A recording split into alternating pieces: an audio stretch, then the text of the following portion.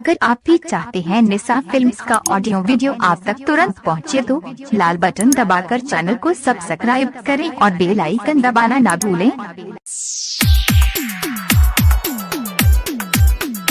बड़ी सुनही असुर कहाँ कनी छौरी भोर जहिया गिरहलौ काहे तोरा अखिया से लोर जहिया गिरहलौ काहे तोरा अखिया से लोर घूमे जाही दूसर गली सब लतार देतौगे बामन गछ के लहंगा महंगा वाला फाड़ देतौगे बामन गछ के लहंगा महंगा वाला फाड़ देतौगे फाड़ देतौगे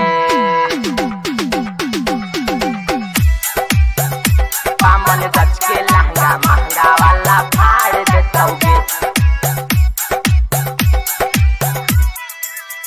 राते टूटलौ कैसे चूड़ी तोरा गाल लगे अंगूरी सास हमरा हो बहु बना वही तू दूरी तोरा ऊपर से नाश्ता कोई उतार देतौगे बामन गछ के लहंगा महंगा वाला फाड़ देतौगे बामन गछ के लहंगा महंगा वाला फाड़ देतौगे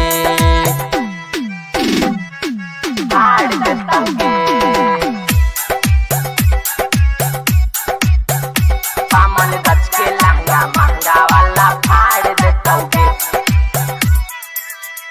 पहले लुटानी तू लस गेनी दिलावा में धस जब मुहा देखलियो काहे गे नहीं तू फस पेन के मिले जाही नथिया उतार देतौगे बामन गछ के लहंगा महंगा वाला फाड़ देतौगे बामन गछ के लहंगा महंगा वाला फाड़ देतौगे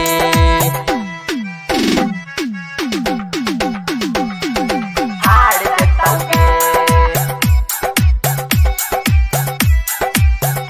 बामन गछ के लहंगा महंगा वाला फाड़ देतौगे। झूठो लगावही लुतरी रोजो काम करो ही भीतरी तू ता लोहा वाला चीजावा के बनवही भीतरी छोटू कुंदन के तू कह दे लोडू तार देतौगे बामन गछ के लहंगा महंगा वाला फाड़ देतौगे बामन गछ के लहंगा महंगा